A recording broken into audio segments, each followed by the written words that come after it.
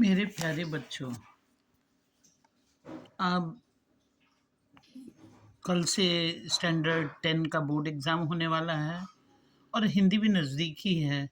इसलिए ये एक चैप्टर जो है वह जन्मभूमि मेरी, मेरे मन में हुआ कि इसका भी व्याख्या आप सबके सामने लिख कर भेज दूँ ताकि आप लोग पढ़कर एग्ज़ाम में जाइएगा, ताकि अच्छा अंक प्राप्त हो सके।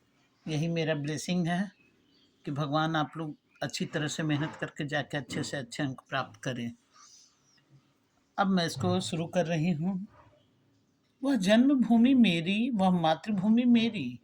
यहाँ पर सोहनलाल द्विवेदी जो हैं, वो हमारे भारत भूमि का, जो भारत इतना विशाल है, विस्तृत है, जो अनेक गुणों का खान है, उसके गुणों का वर्णन करते हुए यहाँ पर कह रहे हैं कि वह जन्मभूमि मेरी, यानी भारत में जन्म लेने वाले हम भारत में जितने हैं, सभी यहीं जन्म लिए हैं, इसलिए ये मेरी जन्मभूमि हुई। और मातृभूमि, जहाँ माता का भूमि होता है वह मातृभूमि कहलाता है। तो वह मातृभूमि मेरी और यही भारत हमारी मातृभूमि है। कहता है ऊंचा खड़ा हिमालय आकाश चूमता है, और हमारे उत्तर में ऊंचा खड़ा हिमालय, हिमालय पर्वत जो है वो हमारी देश की रक्षा करने के लिए विशाल खड़ा है। ऐसा प्रतीत होता है मानो वो आकाश को छूना चाह रहा है। नीचे चरण तले पड़, और जिसके चरणों के नीचे क्या है, नित सिंधु झूमता है, यानी पैरों के नीचे विशाल समुद्र जो है वो झूमता है, यानी वो हमारा बहता है। अब नेक्स्ट लाइन है, गंगा यमुना त्रिवेणी नदियां लहर रही है। हमारे भारत में, भारत देश में गंगा जैसी पवित्र नदी, यमुना और त्रिवेणी कहते हैं जहाँ तीन नदियों का संगम हो, जैसे सरस्वती, गंगा यमुना सरस्वती, ये तीनों के संगम, यानी तीनों का जहाँ मिलन होता है उसको त्रिवेणी कहते हैं। वह त्रिवेणी भी हमारे भारत भूमि पर ही है, जो अत्यंत पवित्र है। और कहता है कि गंगा यमुना त्रिवेणी नदियां लहर रही है।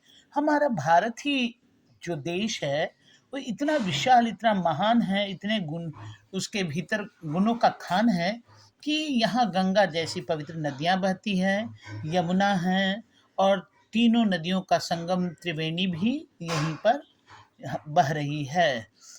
नद नदियां लहर रही है, यानी जो नदी है ये गंगा यमुना त्रिवेणी, ये जगमग करती हुई निरंतर बहती है। लहर लहर रही है मतलब बह रही है। जगमग छटा निराली, छटा मतलब सौंदर्य। तो कहता है कि उनकी सौंदर्य इतनी निराली है कि पग पग पर छहर रही है, यानी वह पग पग पर निरंतर आगे चलते जा रही है, बढ़ते जा रही है, अपनी सौंदर्य बिखेरते जा रही है।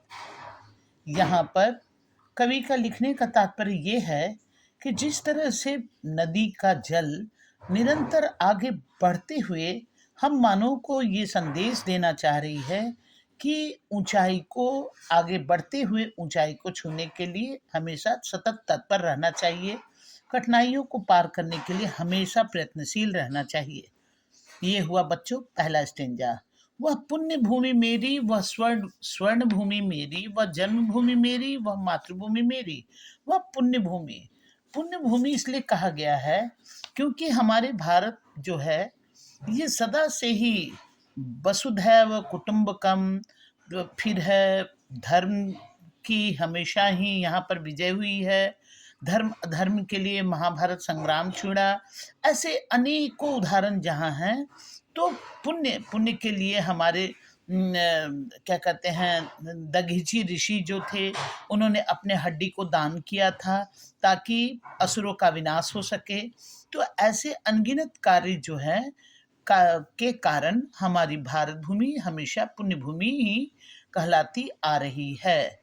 वह स्वर्ण भूमि में मेरी, और स्वर्ण भूमि, स्वर्ण उसको कहते हैं जो सोने के समान बहुमूल्य हो, यानी जहाँ पर अनेक चीज़ों का खान हो, अनेक चीज़ों, बहुमूल्य चीज़ों से भरी हो, तो वह सोने एक समय हमारा भारत भी इतना धन धन से संपन्न था कि हम लोग भारत को सोने की चिड़िया कहकर संबोधित करते थे। तो यह स्वर्ण भूमि उस समय से ही कही कहलाते आ रही है। तो भारत हमारा पुण्य भूमि है, स्वर्ण भूमि है, और वह जन्मभूमि मेरी, और हम भारत में जन्म लिए हैं, ये हमारा सौभाग्य है। इसलिए हम हमारी भारत को हम हमेशा से ही अपने को भाग्यवान समझेंगे, और यह भारत हमारी जन्मभूमि है और यह मातृभूमि मेरी। और ये माता के समान, जिस तरह माता पूजनीय होती है, उसी तरह से ये भारत भूमि भी हमारे लिए काफी पूजनीय है, यानी ये हमारे लिए सम्मान देने योग्य है। Next stanza. झरने अनेक झरते जिनकी पहाड़ियों में। बच्चों, आप जानते हो कि झरने का न बहने का न निकलने का कोई, ये पहाड़ियों के बीच से कब फूट पड़ता है ये पता भी नहीं चलता है। तो हमारे भारत भूमि पर जो पहाड़ियां हैं, उन पहाड़ियों में से झरने जो है लगातार झरते रहते हैं, यानी गिरते रहते हैं, जो उनकी सुंदरता को और भी बढ़ाते जाते हैं। तो यहाँ पर जो पहाड़ है, वो पहाड़ के सौंदर्य को बढ़ाने के लिए इस पर झरने जो हैं वो लगातार झरते हुए उनके सौंदर्य को बढ़ाते हैं। चिड़िया चहक रही हो मस्त झाड़ियों में। इन इन पंक्तियों को जरा ध्यान से सुनिएगा बच्चों। लिखा है यहाँ पर, चिड़िया चहक रही हो मस्त झाड़ियों में। हमारा भारत ही एक ऐसा देश है जहाँ हर जाति धर्म संप्रदाय के लोग रहते हैं। यहाँ पर ना कोई बड़ा ना कोई छोटा, इस तरह की फीलिंग हम लोग नहीं रखते हैं, और आने वाले अतिथि को अतिथि देवो भव। तो चिड़िया चहक रही हो मस्त झाड़ियों में, यानी चिड़िया जो अन्य मलयगिरी पर्वत के तरफ से आई है, और जो अनेक देशों से जो हमारे देश में आई है, उन चिड़ियों को ऐसा ना किसी प्रकार का डर है न भय है। वो झाड़ियों में मस्त होकर चहक रही है, मानो ऐसा प्रतीत हो रहा है कि जैसे उसका ही घर हो, उसी का निवास स्थान हो। तो चिड़िया चहक रही हो मस्त झाड़ियों में, यानी चिड़िया जो है उन झाड़ियों के बीच में एकदम मस्त होकर अब चहक रही है, मतलब अपनी खुशियां फुदक रही है, जाहिर कर रही है। अमराइयां घनी है कोयल पुकारती, और आम के पेड़ में जो फूल लगते हैं अर्थात जो मंजर लगते हैं, उनको अमराई कहा जाता है। और अमराइयां घनी हैं। आप बच्चों देखते होंगे कि जिस तरह से जनवरी फरवरी का महीना जब आता है, तो कोयल बिन बुलाए आम के पेड़ के नजदीक आ जाती है, क्योंकि अमराइयां यानी आम के फूल से जो खट्टे मीठे सुगंधित हवा निकलती है, उन सुगंध के खुशबू के कारण कोयल अनायास चली आती है, और उन अमराइयों के पेड़ के नजदीक आकर वो खुश खुश होकर लगातार कोयल पुकारते रहती है। तो आम के जो पेड़ हैं, वो हमारे भारत में बड़े बड़े विशाल विशाल पेड़ हैं, और उसके बीच में निरंतर कोयल जो है अपनी खुशियां जाहिर करके पुकारती है, यानी आवाज देती है। बहती मलय पवन है तन मन संवारती है। यहाँ पर मलय पवन का अर्थ ध्यान से सुनिएगा मेरे प्यारे बच्चों। मलय पवन का अर्थ है मलयगिरी पर्वत जो है, ये इसमें चंदन की लकड़ी की बहुतायात है, यानी बहुत लार्ज क्वांटिटी में मिलता है। और मलयगिरी पर्वत में जो चंदन की लकड़ी है, वहाँ पर जो स्त्रियां भील जाति की हैं, उन लकड़ियों से ही खाना बनाती हैं, और इतनी ज़्यादा मात्रा में है। लेकिन जब वो उत्तर दिशा से मलयगिरी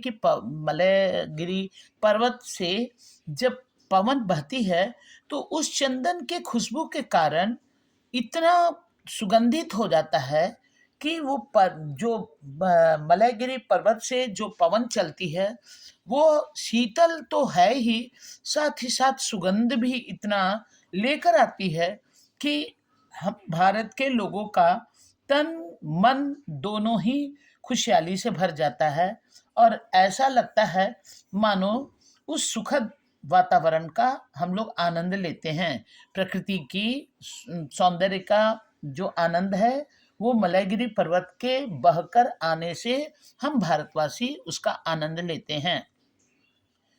नेक्स्ट है, वह धर्म भूमि मेरी, वह कर्म भूमि मेरी।